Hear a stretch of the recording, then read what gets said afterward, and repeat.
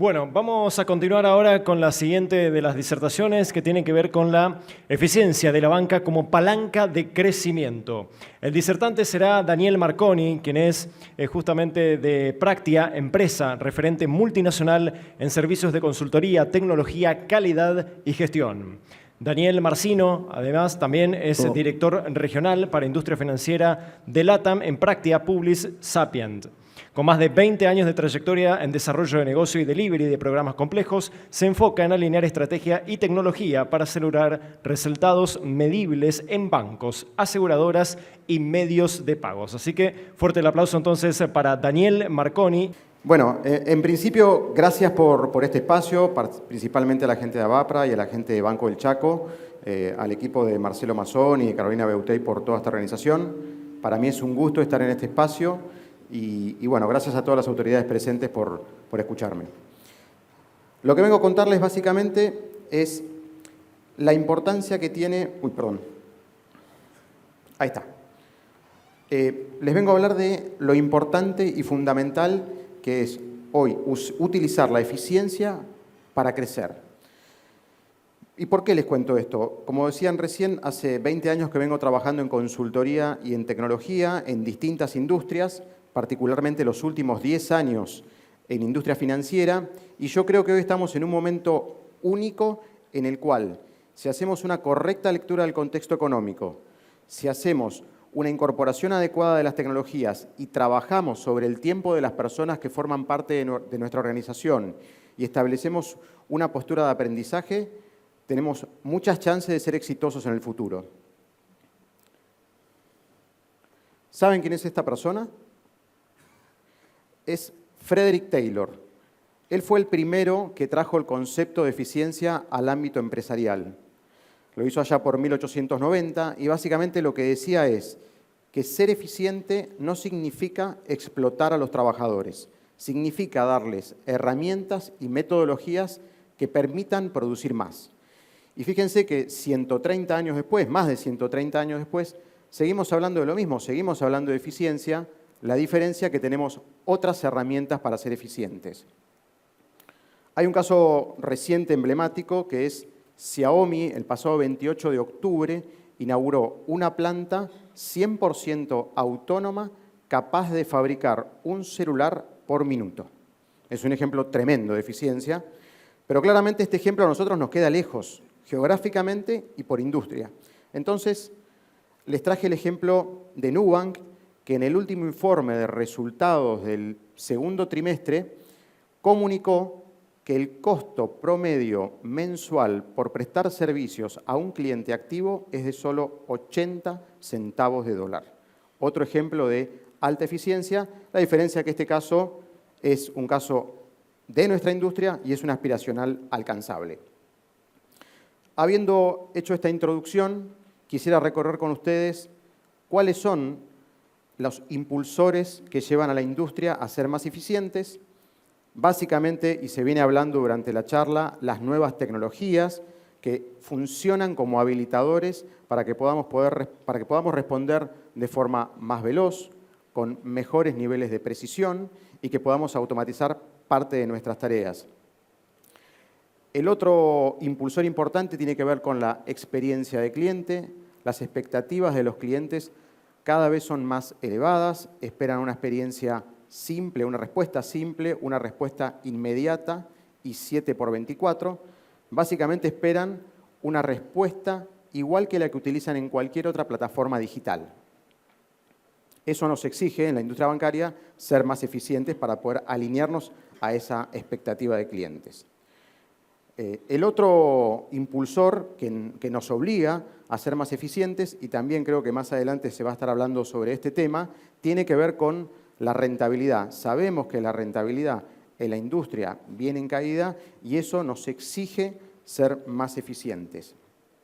Obviamente las fintech y las big tech pueden jugar un rol que muchas veces nos sirven como ejemplo y como un aspiracional para mejorar nuestros modelos operativos, también nos pueden complementar y muchas veces nos compiten. De cualquier forma, en los tres escenarios también nos obligan a ser más eficientes. Y no podemos olvidarnos de las cosas que siempre están presentes, como el riesgo, los ciberataques y las regulaciones de las que hemos hablado en la primera parte de la mañana, que también nos exigen mayor cantidad de controles, mejor trazabilidad y mayor reporting, y todo este volumen de actividad necesariamente se tiene que hacer de una forma automática e inteligente. Para seguir hablando un poquito del contexto, traigo a un economista que justamente publicó un libro hace poquito que se llama Cambia la música, hay que cambiar el paso. Si no, corremos el riesgo de que cambien los bailarines. Y básicamente lo que él explica en sus notas, en sus publicaciones, es que el contexto económico cambió, veníamos de una economía una economía cerrada, con intervención del Estado, y que mucho de nuestro negocio crecía impulsado por la inflación. Hoy estamos en un contexto diferente, donde estamos yendo a una economía abierta, autorregulada por el mercado, pero sigue teniendo una fuerte regulación que hace que nos condicione en nuestro negocio. Por eso el contexto económico es súper relevante. Nosotros desde Praxia venimos rodando un informe aproximadamente hace 5 años, donde nos juntamos con ustedes, particularmente con las gerencias de sistemas, y le hacemos muchas preguntas para luego poder darles un informe de tendencias local, no global, no regional, sino para que se puedan medir con indicadores de Argentina. Participan más de 220 compañías de distintas industrias, particularmente lo que yo les voy a mostrar tiene que ver con el segmento de industria financiera. Han participado 49 entidades, muchos de ustedes se deben estar viendo representados en este slide, y ese informe nos entrega un dato muy relevante, que es cuánto varió el presupuesto en moneda constante, en moneda dura, es decir, dejamos de lado la inflación, desde el 2024 al 2025, el presupuesto de TI. Y fíjense que el presupuesto de TI solo varió un 1%. Y otras industrias, como puede ser telcos, varió un 6%, tenemos otras como medios de pago, energía y seguros que están cerca del 8%, y algunas como agro y salud por encima del 10%. Pero fíjense cómo un área que es tan relevante para la transformación de la industria tuvo un foco de eficiencia en términos de su presupuesto. Ahora, otra de las preguntas que les hacemos es cuáles son sus prioridades estratégicas, no del área de TI, sino de la entidad, y esto está en sus agendas, más allá de que obviamente sale como principal prioridad estratégica la experiencia de cliente, también la eficiencia tiene un valor súper relevante. Para ir un poco más a lo concreto, les quiero contar cuáles son los problemas que habitualmente nosotros nos encontramos como prestadores de servicio de consultoría y tecnología para las entidades bancarias. Básicamente, uno de los problemas que nos encontramos tiene que ver con que aún hay obsolescencia tecnológica. Este informe que les mostré anteriormente arroja que la antigüedad promedio de los core bancarios está en 10 años aproximadamente. Esto limita la posibilidad de escalar, limita la posibilidad de ser flexibles para conectarse con el ecosistema, tiene altos costos de mantenimiento y claramente es algo que es un dolor para resolver. Lo otro que nos encontramos son que todavía existen tareas manuales, donde hay tiempo de profesionales que tienen mucho conocimiento y mucho valor dedicado a tareas repetitivas que no entregan tanto valor. El otro problema que nos encontramos tiene que ver con que existen procesos fragmentados que no están conectados con la estrategia de negocio, y en este contexto donde todo cambia muy rápidamente y muy profundamente, es un contexto muy metamórfico, con la llegada de inteligencia artificial nos pasa en muchas organizaciones que intentamos incorporar nuevas tecnologías y muchas veces lo hacemos de forma desordenada, porque también las personas avanzan en adoptar tecnología y a veces eso no se hace de forma organizacional. Entonces, ese es un dolor muy vigente en este momento. El otro tema que nos encontramos, y también muy relevante, tiene que ver con los datos. Con la llegada también de inteligencia artificial, que se basa en datos, si esos datos no son accesibles, si no tienen buena calidad, generalmente el resultado que vamos a obtener es malo. Entonces, este también es un dolor muy importante a atender hoy en la industria financiera. Y, naturalmente, la resistencia cultural, ¿no? cuando existen transformaciones tan profundas de nuestros modelos de negocio, de nuestro funcionamiento como organización, naturalmente las personas solemos resistirnos. Ahora, la buena noticia es que todos estos dolores tienen soluciones. Entonces, para lo que tiene que ver con tecnologías obsoletas, existen proyectos de modernización de aplicaciones, donde se pueden reemplazar las aplicaciones, se pueden refactorizar, se puede revisar su arquitectura. Para lo que tiene que ver con tareas manuales, existe la automatización a través de Robotic Process Automation. Para lo que tiene que ver con procesos fragmentados, existe la reingeniería de procesos que nos permite conectar estos procesos con la estrategia de negocio. Para lo que tiene que ver con innovación desordenada, existen programas de adopción de tecnología y implementación de centros de excelencia que permiten gobernar esa adopción, establecer procesos, políticas y caminos adecuados para seguir.